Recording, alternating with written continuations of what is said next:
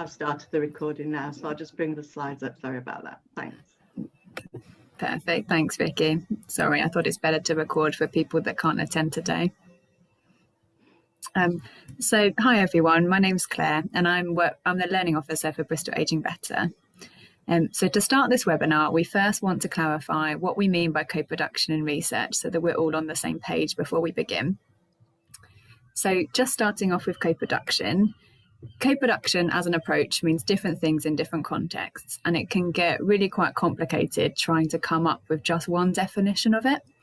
But put simply, it's an approach and a way of working where professionals and citizens share power and to plan and deliver something together.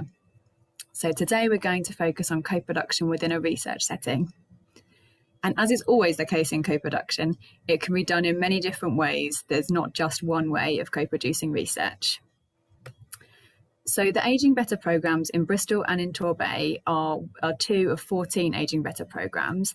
And within this big scheme of work, each one took a very different approach to how they did co-production and research. So there was huge variation in how they involved people, the length and the detail of the research, how academic it was, and how the research findings were used. So the Aging Better programme in Leicester, for example, had a team of community explorers who were supported to research any issue which mattered to them without any preconceived structure. While the Aging Better programme in Greater Manchester, on the other hand, they gave small amounts of funding to local community organisations so that their members could carry out the research project over 6 months. So 2 very different approaches, and those are just 2 of 14. But today's webinar focuses on the learning from the Aging Better programmes in Bristol and in Torbay. So now I'm going to briefly outline what co-production research looked like in these 2 areas first, before we move on to the main part of the webinar. So as you can see on the slide, in Bristol, the Bristol Aging Better programme involved a team of volunteer researchers that were called community researchers. And these community researchers were all aged over 50, and they worked with the University of the West of England to research and evaluate a wide variety of projects that were funded by Bristol Aging Better, and to write up the findings afterwards. And there were some shorter research projects, but on the whole, most were in-depth academic evaluations lasting 2 to 3 years. The size of the community researcher team in Bristol varied during the 6 years. Volunteers joined and left at different times, but there was a core team of 11 community researchers. While in Torbay, the Aging Well Torbay programme was evaluated by a team of volunteer researchers that were called citizen evaluators. Again, these were all aged over 50, and they worked with the Serio Research Unit at the University of Plymouth. The citizen evaluators carried out a number of research projects, and their findings fed into Serio's formal evaluation of the Torbay Aging Well programme. As with Bristol, the size of the citizen evaluator team varied a lot as well, but there were a core team of 5 citizen evaluators who have been involved since the beginning. So now you hopefully have an idea of some of the many different forms that co-production can take in a research setting. If you'd like any more information about the Bristol or the Torbay models, then feel free to ask your questions during the panel discussion at the end of this webinar. Can I have the next slide, please? Now, as we've said, there's a great value in co-producing research. So today's webinar will mainly focus on our top tips for supporting volunteer researchers once they've been recruited. However, first we want to briefly outline some factors to consider at the beginning before you even get to that stage, because starting with strong foundations is so important when you're doing co-production. So we're going to go through these really, really quickly now, but more information about each one will be available in our toolkit, which is coming out in May. So the quick foundation kind of points and recommendations we want to cover is to carefully consider whether the role of researcher will be voluntary or paid. There are pros and cons of each one, which again we go into in the toolkit, but within Aging Better these roles were all voluntary, so that's why throughout this webinar we're going to call them volunteer researchers. You also need to decide which organisations are going to be involved in supporting the volunteer researchers. If you're not an academic or a research organisation, do you want to work together with one? While we appreciate it's not always possible, from our experience, we do strongly recommend it. Third, be mindful of diversity when you're recruiting volunteer researchers and throughout the whole research process. This is really important because it affects the perspectives that you consider during the research and the analysis and the type of research questions that are asked. Plan in advance how the volunteer researchers will be involved from the very moment they're recruited, how you're going to engage them and maintain their momentum. So find out their interests, their motivations, skills and support needs so that you can adapt the role around them as much as possible. We found that volunteer agreements and a role description can help to make sure that expectations are clear, but these should be designed together with volunteer researchers where possible and be open to change as the role develops, especially over such a long period of time of 5-6 years, the role will inevitably change.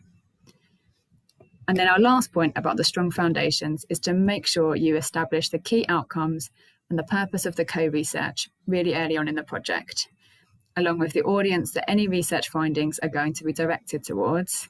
And the same should be done for each individual research task as you go through. Having this clarity just massively helps with having a purpose and a structure for each research task that you're doing. And as I've said, we'll go into these points in lots more detail in the toolkit, but that was just a whistle-stop tour before we move on to the main focus of today's webinar, which is the support for volunteer researchers. Support is very key to the co-research being a success. One of our volunteer researchers in Bristol has recorded her thoughts on this in a short audio clip.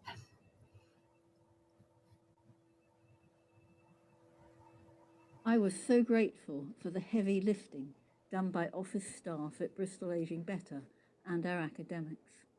From the production of either paper or digital copies of documents on request and booking meeting rooms, to making initial contacts with research participants where appropriate, drafting outlines for reports and presentations where we were invited then to add our own contributions, and providing timely ongoing critiques to fine-tune our research.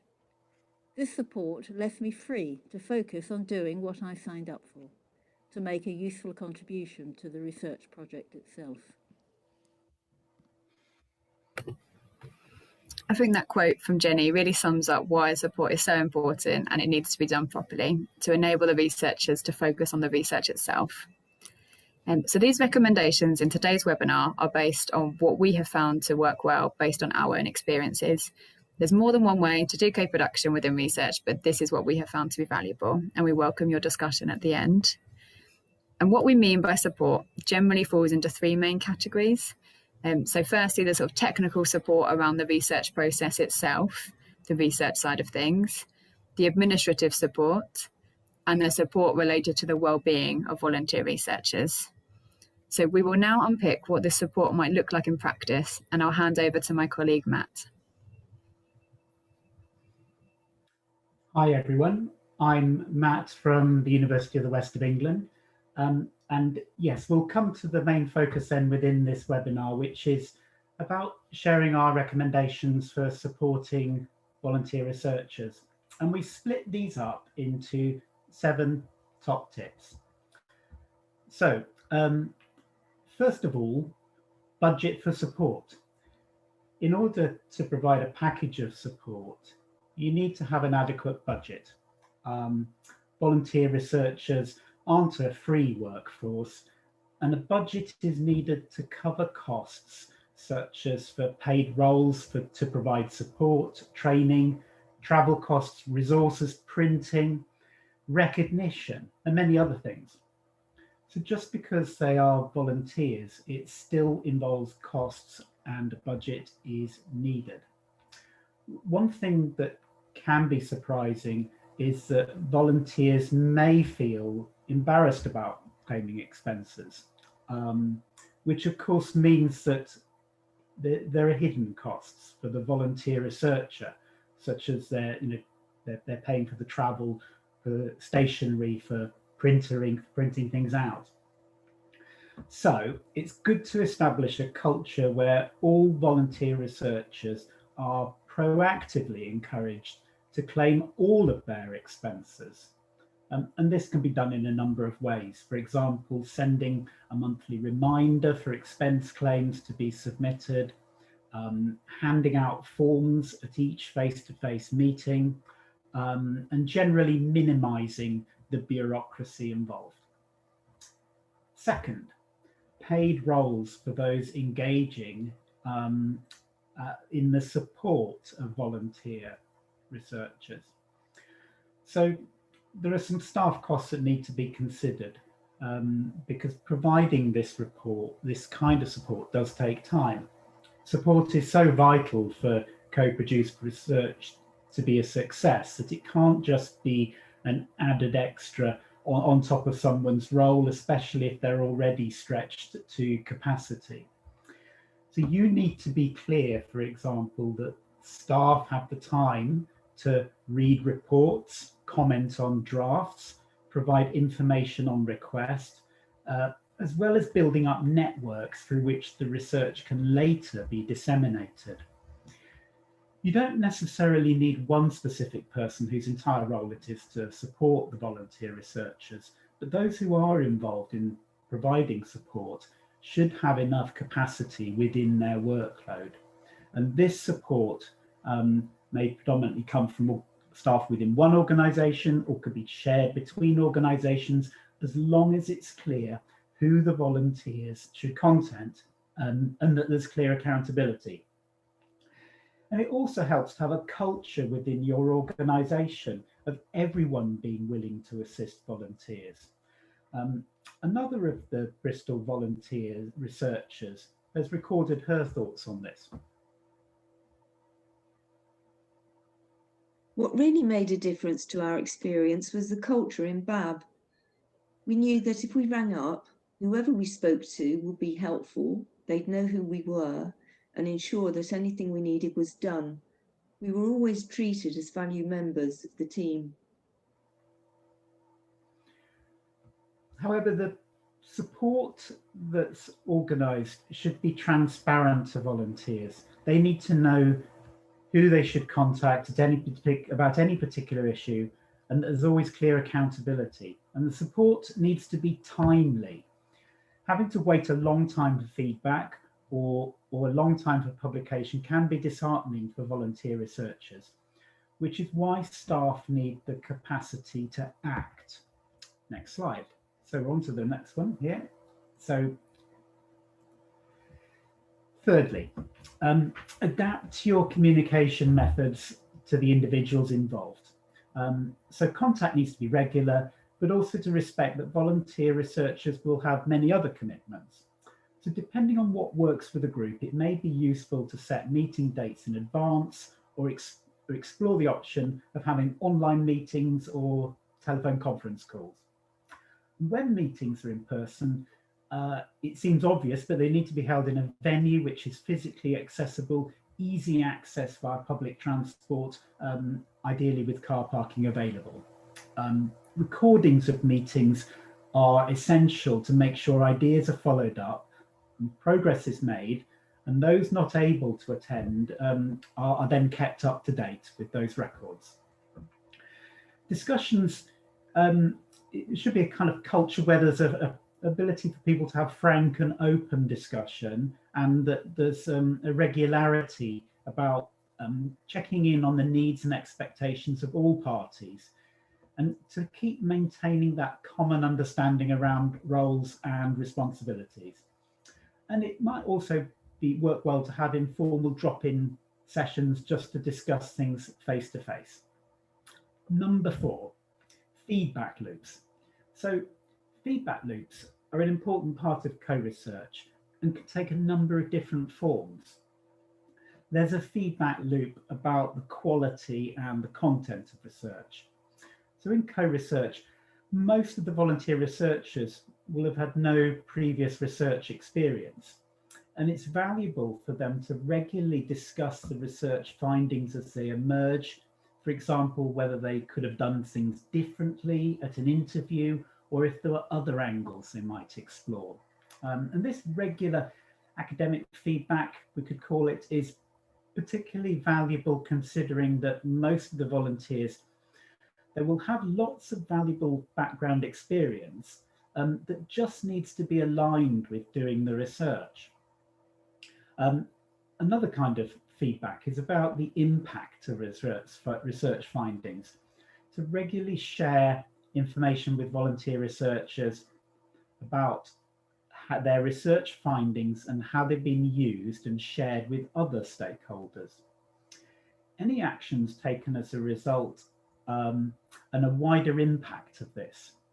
And this should help volunteer researchers see how they're contributing, which aids their motivation and enthusiasm.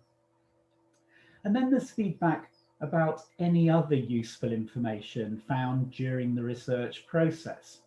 Volunteer researchers are often in positions to pick up additional information or issues of concern which fall outside the research remit.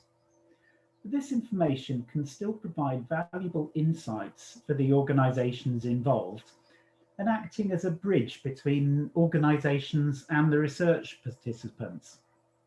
Okay, so now I'm going to pass over to Donna. Thanks, Matt. So our fifth top tip is all around training. So many people who've had little or no experience of doing research can make a huge contribution to co-produce research because everyone has life experience and can approach the research from a different perspective. So the right training can help volunteers to really feel confident in their role. It's really important that a comprehensive training package should be provided so that anyone can really be a volunteer researcher without needing any specialist research experience. We recommend meeting with each volunteer researcher individually at the start of their involvement to discuss their particular support needs and preferences, including visual, hearing or mobility needs. It's really helpful to have that knowledge up front so that you can tailor any training and package and really deliver a kind of bespoke training package according to the needs of your researchers. Research jargon. The world of research can involve a whole new language to become familiar with, and so a glossary of keywords and terms and what they refer to is particularly useful from the outset. You may also find that glossary grows over time as the research develops. Another key tip is to really make sure that training provided is timely and delivered in bite-sized chunks, depending on the skills relevant for each research activity. Ideally, it should take place shortly before it's required so that all of those skills learned can be used immediately and it's all fresh in everyone's minds. Regularly ask volunteer researchers what they would like training on and have an appropriate and dedicated budget to provide this, as Matt mentioned earlier. In terms of what the training should look like, we recommend training about how to develop research questions, skills for in-depth interviewing, focus groups, and also training around safeguarding and note-taking and all the ethical considerations. And these are likely to be useful depending on the role and the individual's previous experience. Some people will have knowledge of those things and some won't. It can also be useful to create opportunities for the volunteer researchers to share knowledge and learning between themselves. Ways to achieve that include having an allocated time to discuss this during meetings, but also building in opportunities for the volunteer researchers to socialise informally. And finally, on training, it's really important to work with each volunteer researcher individually to make sure that they are supported and encouraged to make the role their own. And that might involve one-to-one mentoring or creating peer support between volunteer researchers. Have the next slide, please. Yep. So next we have team cohesion and support between volunteer researchers. So team cohesion amongst the volunteer researchers really does improve the quality and enjoyment of the role, and it also creates a culture where the volunteer researchers can check in with each other directly, provide each other with peer support and resolve any challenges at an early stage before they escalate. It also provides them opportunities for volunteers to meet new people and develop friendships that transcend the researcher role. So team cohesion can be encouraged by working on a project in pairs or small groups, building social interaction into training sessions, and also having opportunities to informally socialise. In Torbay, we found that focus group role play within training sessions not only helped build skills for doing the research, but it also really brought the team together whilst having lots of fun and being rather creative. So if new volunteer researchers are recruited later on in the project, it's really important for them to feel included in the team and equally valued. It may help for existing volunteer researchers to act as mentors or to buddy up with them. And so the seventh and final tip is around recognition and appreciation. So it's really important to remember that the team are all volunteers who've chosen to give up large amounts of their personal time for free. These contributions should be recognised and appreciated. There's thank you messages, social events, and lots of tea, cake and biscuits too. Research can also involve a significant amount of pressure, particularly when there are external deadlines to meet, and as much care as possible should be taken to reduce unwanted pressures on volunteer researchers, and if necessary, take those pressures on within a paid role, making sure that the volunteer role doesn't start to feel like a job, and that it continues to meet individuals' motivations for taking part. I'll just pass you back to Laura. Thank you, Donna. So that marks the end of the presentation part of this webinar. But before we move on, we would like to emphasise, obviously, that we have whizzed through our learning fairly quickly today in the interests of time. But obviously the toolkit resources will go into a lot more depth. If you do have any questions today, then please pop them in the Q&A box. But if you think of something after this webinar over the next few months before the toolkit is launched, then please do get in touch with us and we'll be happy to try and help. So we'd like to end this part of the webinar with an audio clip from one of the volunteer researchers in Bristol, just talking about the impact it's had on her. Being a volunteer involved in co-production with BAB has been a very enjoyable experience. I have made new relationships and friendships, and I've gained in confidence. And the things that I've learned, I've been able to take into other areas of my life. Great. So I think we will now move on to the questions section. So we do have some time dedicated to this, so do pop your questions in the Q&A box and we'll try to get through as many as we can. So I would now like to welcome our panelists for today. So you've already met Matt and Donna, but we also have Eddie and Margaret here as well. Let's go around the room. So Matt, obviously we've heard you today, but do you want to introduce yourself officially and tell people what your role has been within co-research with BAB? Absolutely, Laura. Matt Jones, I'm an associate professor of public health at UE, and I'm part of the Centre for Public Health and Wellbeing. And I've been involved with the evaluation of the Bristol Aging Better programme since 2016, and I started working with the co-researchers, the community researchers, when they had already been recruited and started in their roles. So I joined about a year after they had started. So yeah, that's me. Thank you, Matt. And Donna, do you want to introduce your role in Aging Well Torbay? Yeah, so I've got a very similar role to Matt. I'm a research manager at CERIO, which is a research unit at the University of Plymouth. And were commissioned to undertake the local evaluation of Aging Well Torbay. And my role, as much as being involved in the wider evaluation, was also to help guide the assistant evaluators along this road of co-production. So yeah, it's a very similar role to Matt, and yes, you'll hear from Margaret about all what we've got. Thank you, Donna. I'm going to move on to Margaret. So would you like to introduce yourself, Margaret, and tell us how you've been involved in Ageing Well Torbay? Yes, I spotted an ad in the paper asking for citizen evaluators, and just as I was retiring, and I was looking for a variety of different things to get involved with.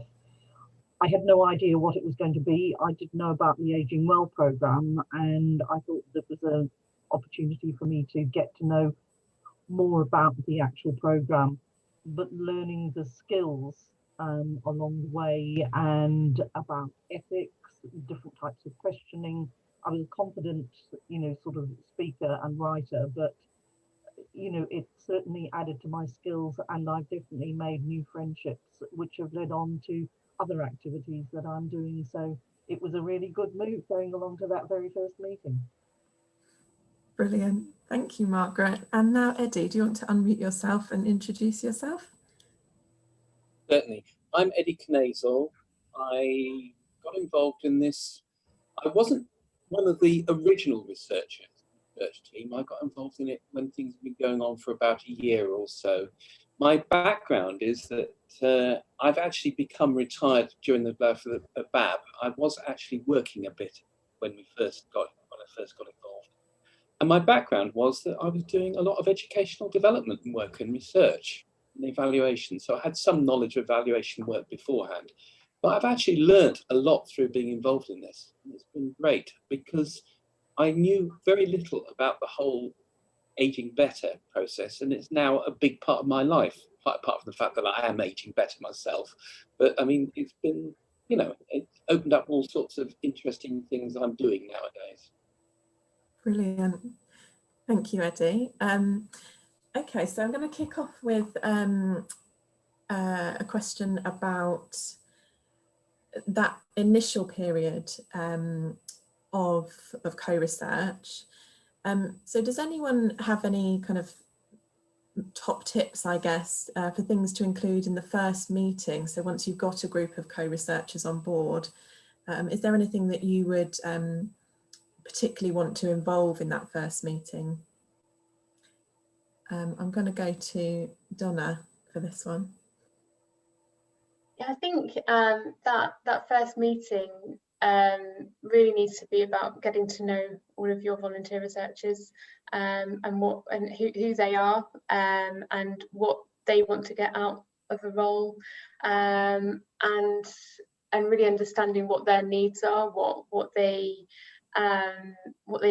like to do, what they would definitely not want to do, and really just exploring all of their the expertise that they already have.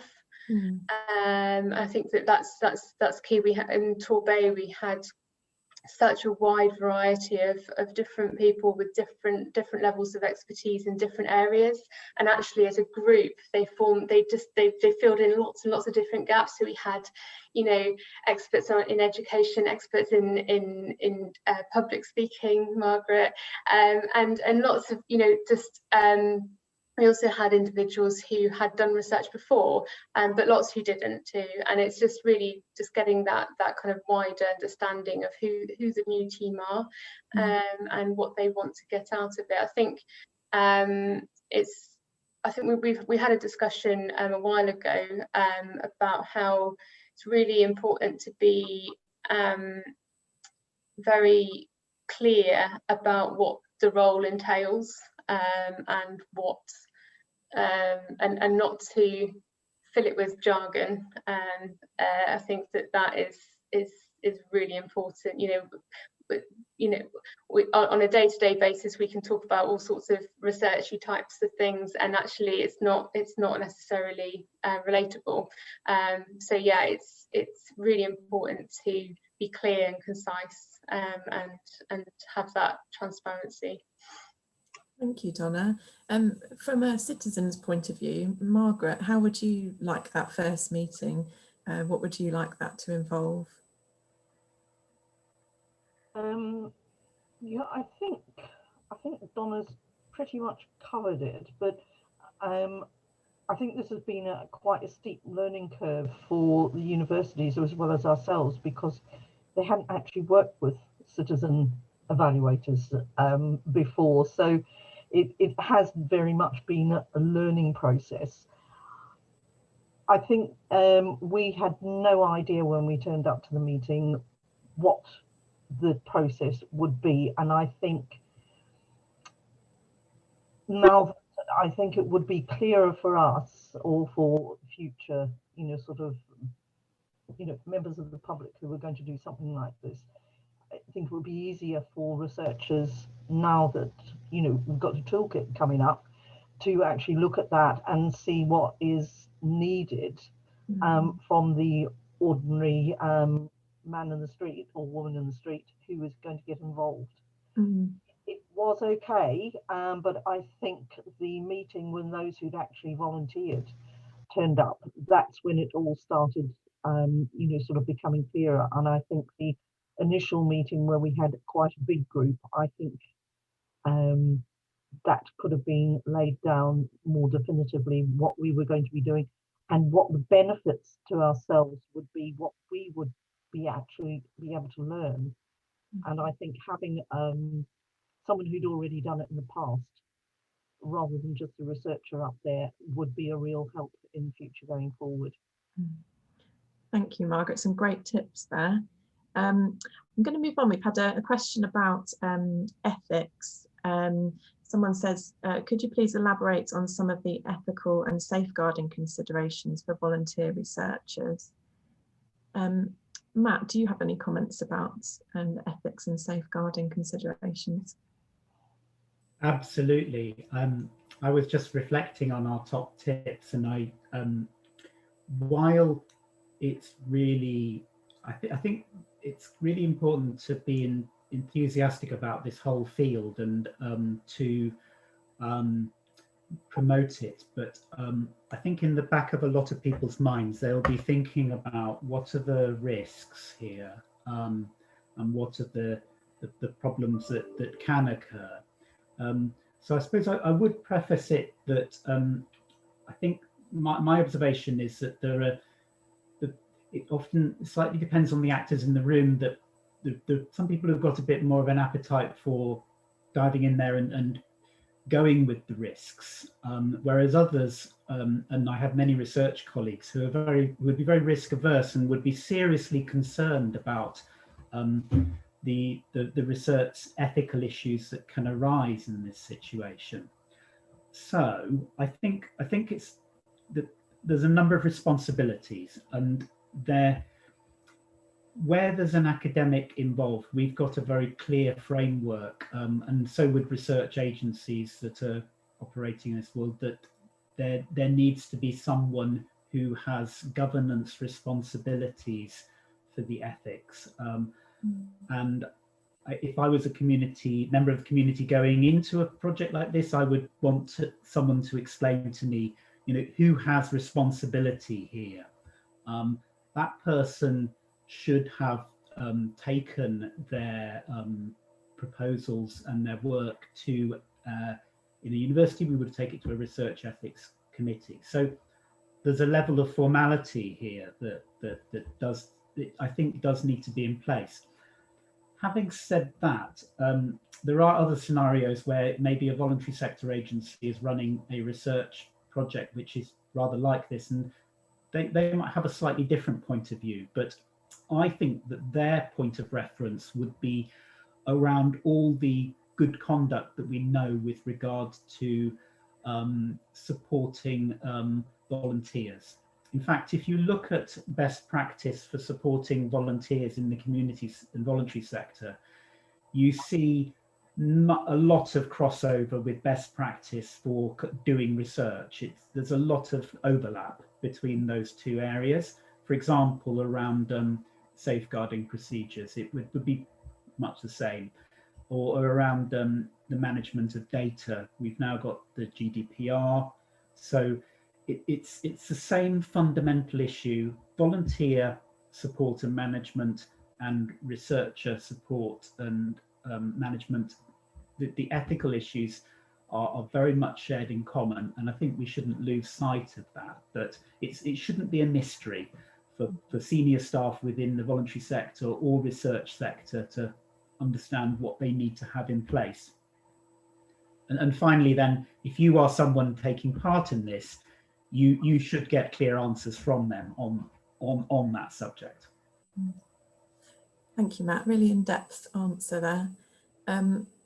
We've had a question about co-designing the research.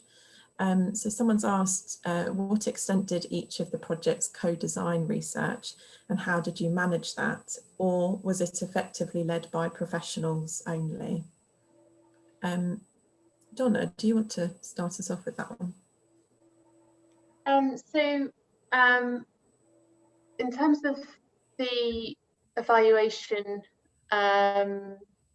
objectives, there was a kind of a remit in which we needed to work within, and then once we had that remit to work within, we then passed that back to our assistant evaluators to show. We went through at the very beginning, we talked through all of the different elements of Aging Well Torbay and the individual projects, and talked about, you know, what would be interesting to evaluate, what would what and how, and a kind of a brief overview of the different types of methods, and we did lots of brainstorming, and so it was you know, it was co-produced, so it was, you know, we did lead it in some respect, in terms of okay, so we've got this project and we really would like to kind of look at the impact of X on Y, but how are we going to do that? How would you like to do that? What would, you know, what do you think would be interesting to find out about this?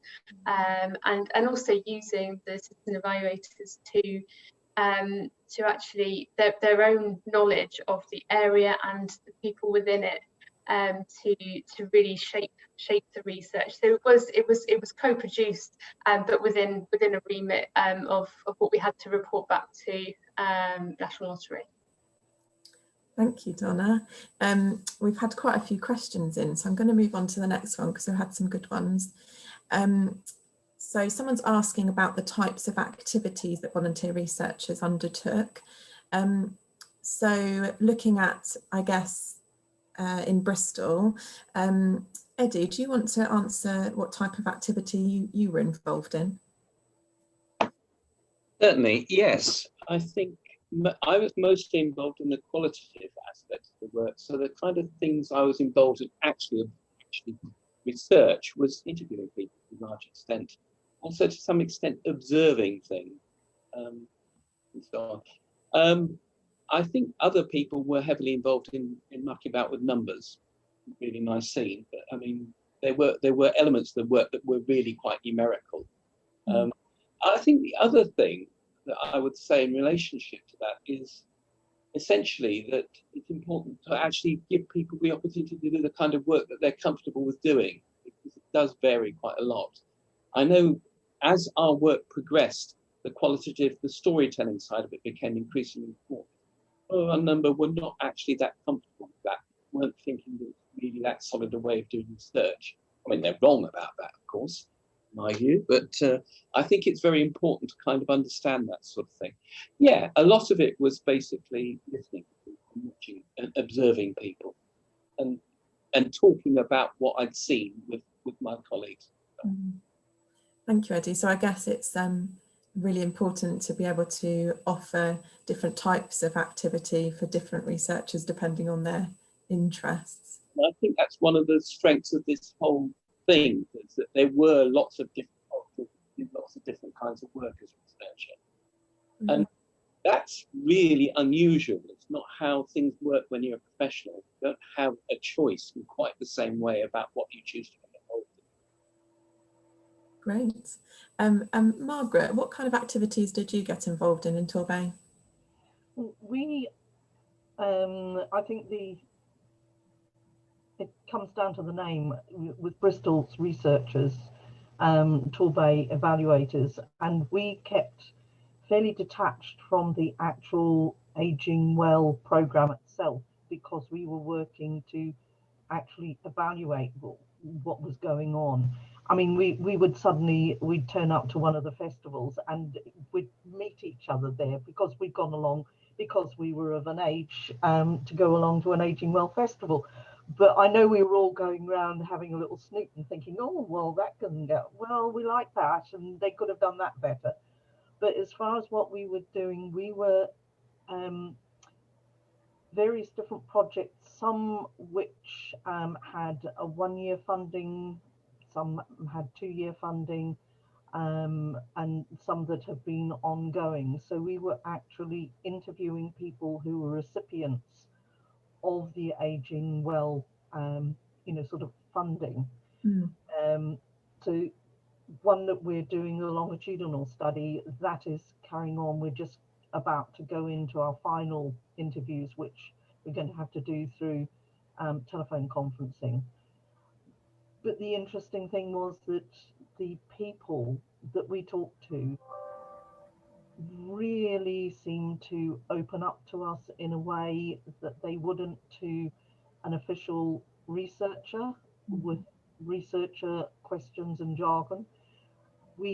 All our questioning was discussed with our staff from Serio. So we would get together a program of questions to go into an interview with, which the interviewee didn't necessarily stick to what we were expecting, and quite a lot of them just opened up and just ran with whatever. I'm doing one tomorrow and I know it will take twice as long as we expect, because she just loves to chat about what she's received through the program. So I think that's the interesting thing, is that it's the relationship between us as evaluators and the interviewees. We've done roundtable ones as well. That was a very that was the only one that didn't really work, but that was a challenge in itself, and I was chair for that one, and that was really challenging. But also valuable for me as an experience, and I think the people what came out of that fed back into the Aging Well programme in Torbay, and they were able to make changes. So whatever we've done, it's fed back to Aging Well and to Serio, so it's fed into that wider. Brilliant. Thank you, Margaret. That was really interesting. I think I'm just going to come to Matt for this final question, and it's really just about how do you balance between co-production and expertise?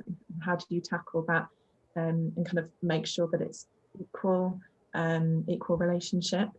Someone's asked about that, so I just wondered your thoughts.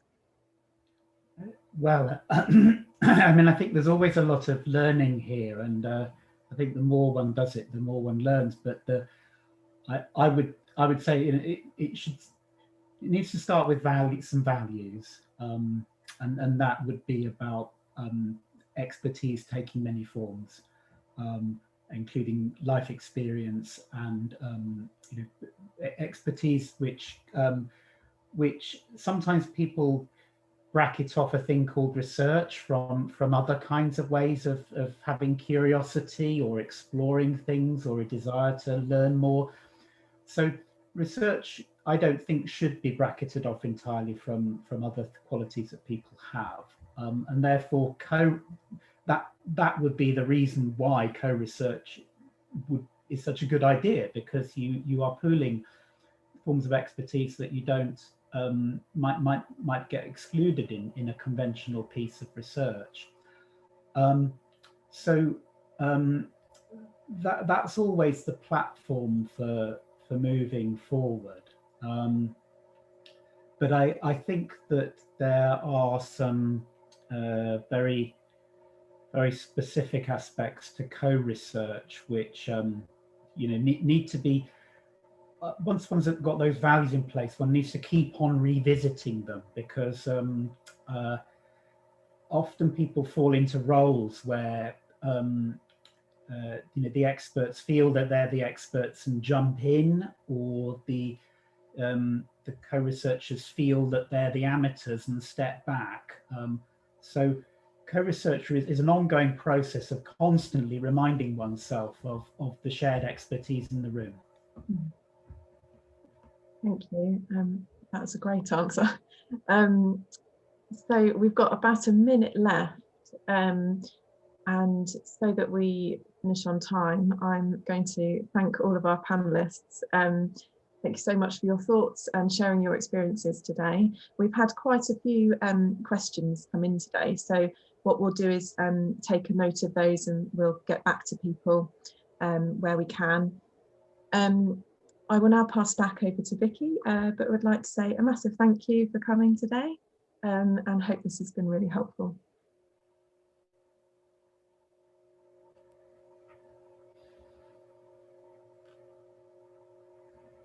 Sorry, I've just unmuted myself there. Thank you, Laura, and thank you to everybody that's taken part today, and of course everyone that's actually signed up to attend the webinar. As Laura said, we have got lots of questions that came through that haven't actually been answered live, but we will make sure that we answer those for you. I've made a note of all the ones that we haven't got round to answering this morning, so they will be circulated around everybody that's signed up today.